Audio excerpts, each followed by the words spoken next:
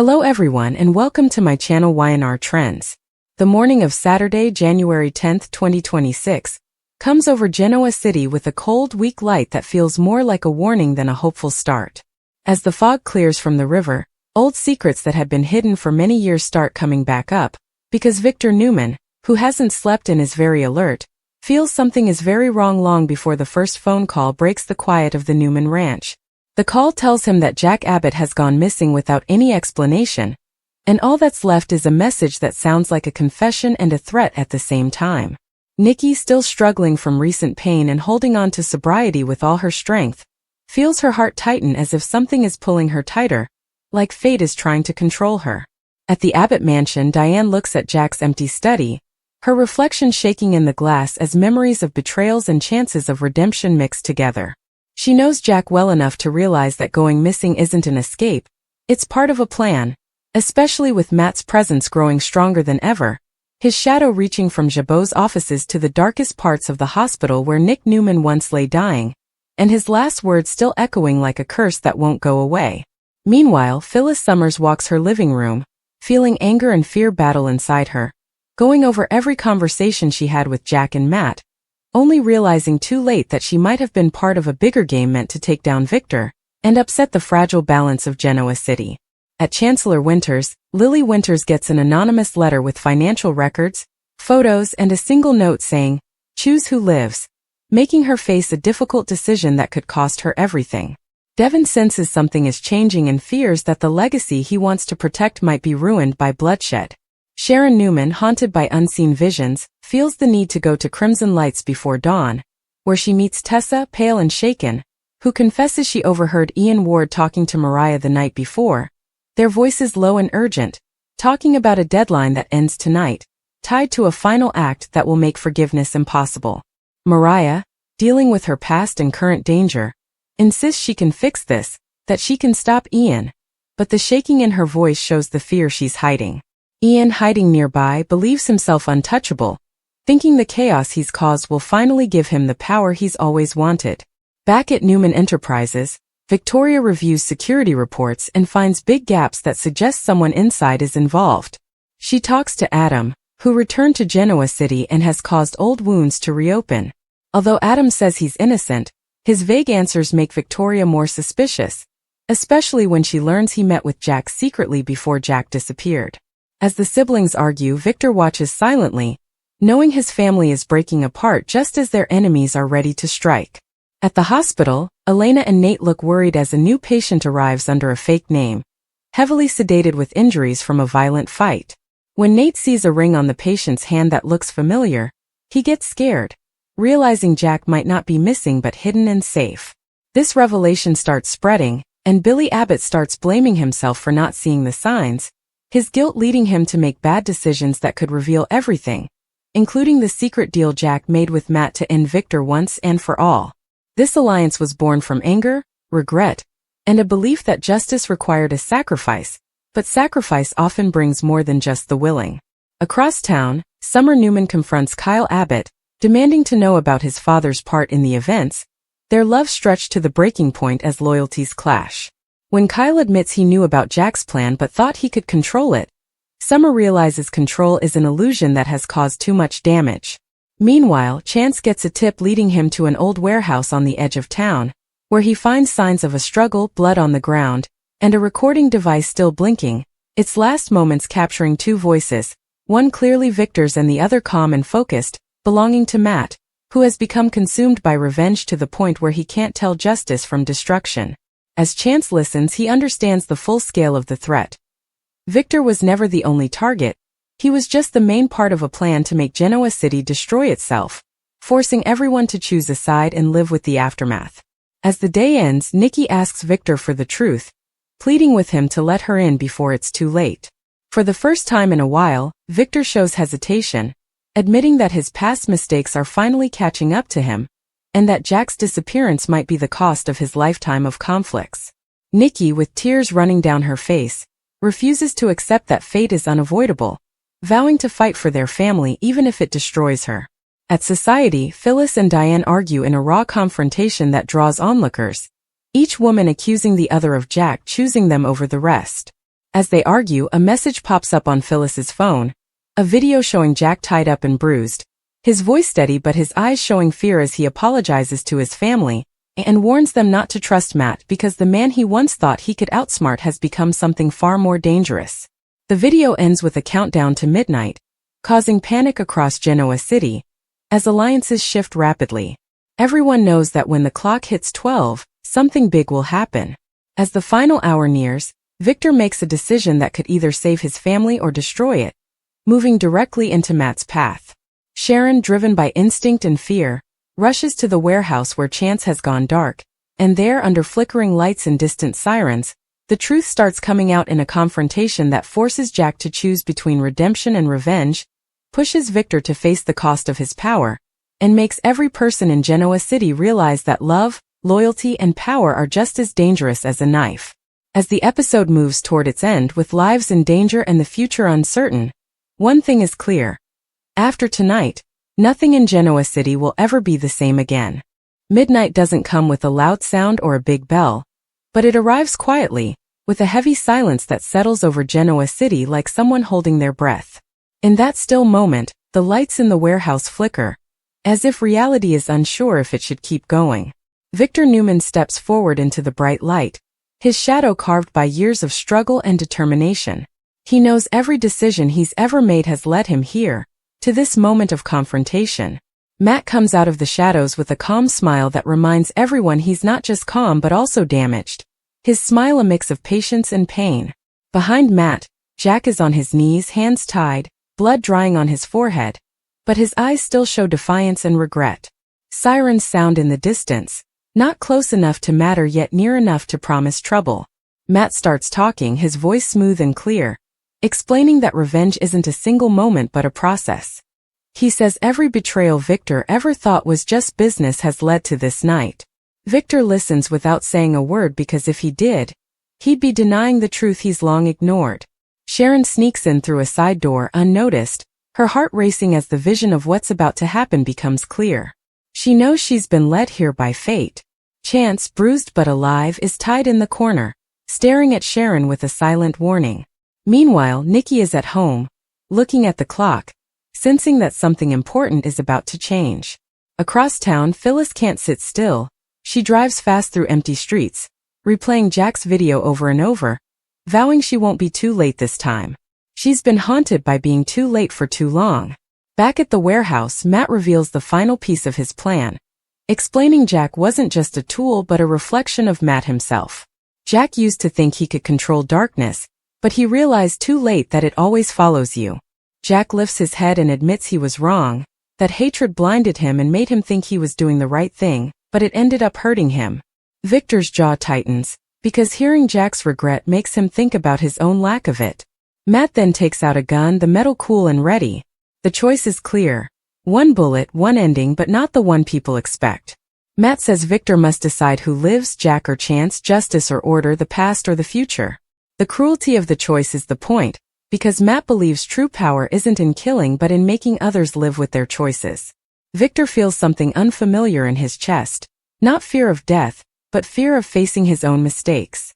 Jack looks at Victor and shakes his head, silently asking him to save Chance, to let the next generation live without being punished for the sins of the past.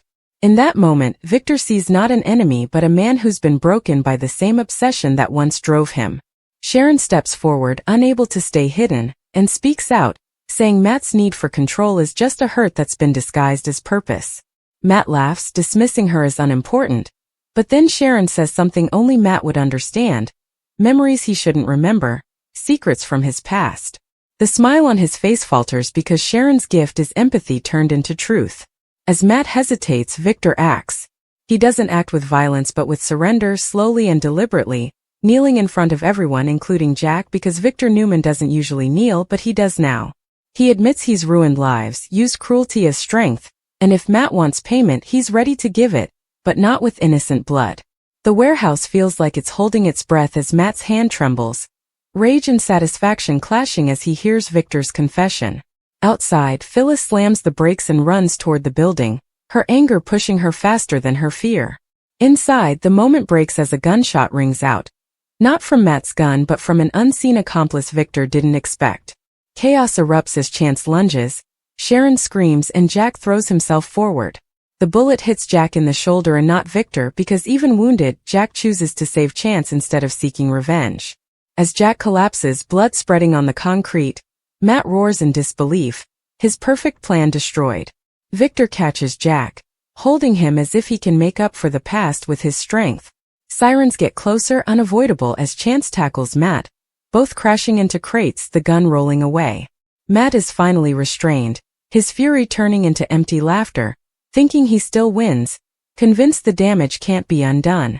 As police flood the warehouse, Victor holds Jack, whispering he'll make things right, that he'll change. These words sound fragile and late but are sincere. Jack is rushed to the hospital, his consciousness flickering, and he grips Victor's hand, murmuring that change isn't promised by intention but is proven by sacrifice. Victor absorbs this like a wound. Sharon watches as Matt is taken away, feeling pity and sorrow knowing that healing is not forced but chosen. Across town, Nikki feels a weight lifting from her chest, sensing Victor is still alive but something else has died, something darker.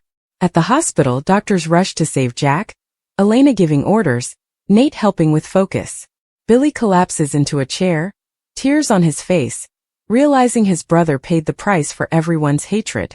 Phyllis arrives breathless and shaken, her anger turning into fear as she sees Jack unconscious, whispering apologies, promising to fight for the future he was almost lost to. As dawn creeps across the sky, pale and unforgiving, Genoa City begins to deal with the aftermath. Matt's arrest starts investigations that could reveal decades of secrets. Lily opens an anonymous envelope again, and decides to bring the truth to light instead of hiding it. Victoria confronts Adam with new understanding, realizing mistrust has been their legacy, not their fate. Victor stands alone at the hospital window, watching the sunrise, knowing survival isn't victory, that power without conscience is just destruction put off.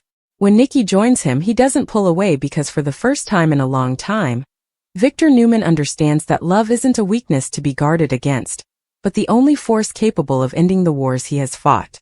As Jack sleeps between life and consequence, the future of Genoa City is uncertain, because while one chapter of revenge has ended, the reckoning it started is just beginning, promising that the future will demand truth, sacrifice, and courage from everyone who dares to stay standing.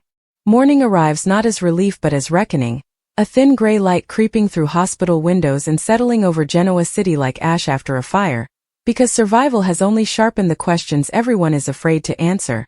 And as Jack Abbott lies unconscious in a sterile room humming with machines, his breath shallow but steady, the people who love and hate him alike circle the truth that his blood now stains all of them, while Victor Newman stands rigid at the foot of the bed long.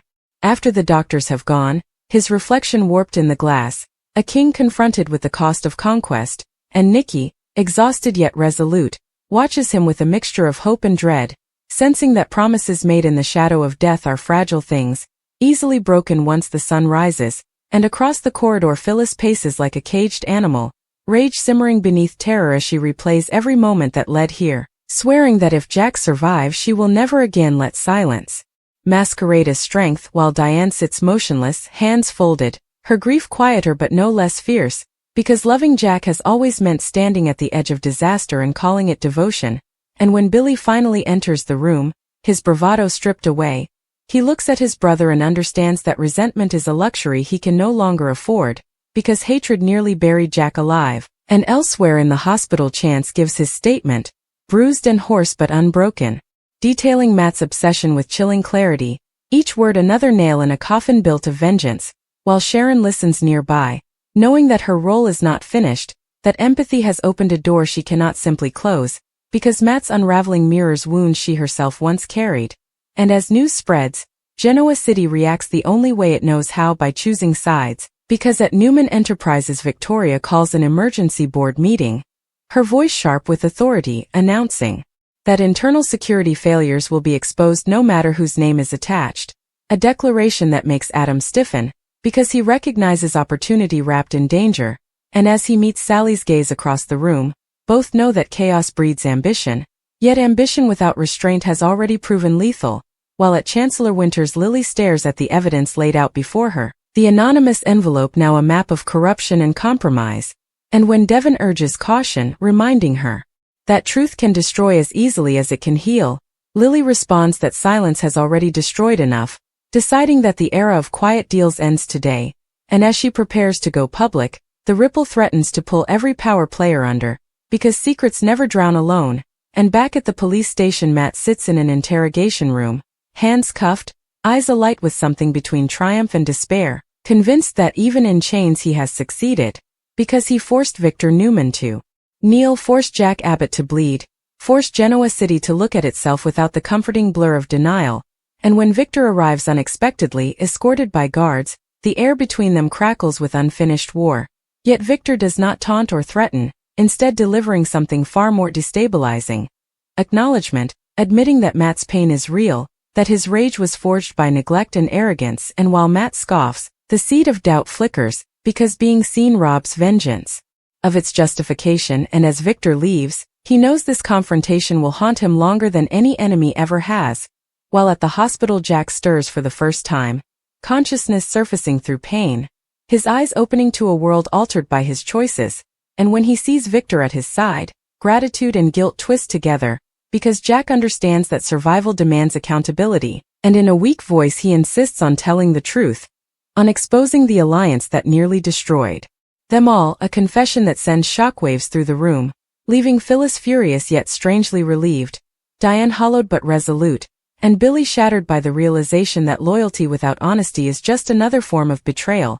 And as Jack drifts back into sleep, the promise of reckoning hangs heavy, while outside the hospital reporters gather, hungry for scandal, and as cameras flash, Nikki steps forward, defending her family not with defiance but with vulnerability, admitting that power has shielded them for too long. A statement that stuns Victor and signals a shift no one saw coming, because Nikki Newman has chosen transparency over protection. And across town, Summer confronts Kyle, demanding to know if love can survive truth. And when Kyle admits his fear of becoming his father, Summer realizes that the cycle can only be broken by refusing to repeat it. While at society, old rivals exchange glances heavy with calculation, because Genoa City thrives on aftermath. And as the day wears on, alliances realign in whispers and glances, while Sharon visits Matt once more, not to absolve but to reflect, telling him that pain acknowledged is not pain erased. And as she leaves, Matt's certainty fractures, because vengeance no longer feels complete. And as evening approaches, Victor returns to the ranch alone, walking halls that echo with ghosts, understanding that legacy is not measured by empire but by what survives after the war's end. And when Nikki joins him, he does not promise perfection, only effort, a vow quieter yet heavier than any oath he has sworn before. And at the hospital, Jack wakes again, this time to the faces of those he hurt and those he saved, realizing that redemption is not granted in dramatic gestures but earned in the long, grueling aftermath. And as night settles over Genoa City once more, the city hums with unresolved tension, because while one crisis has passed, the truth now loose threatens to reshape everything. And as lights flicker on across town, each one marks a soul bracing for consequences, because the age of shadows is ending, and the cost of stepping into the light is about to be paid in full.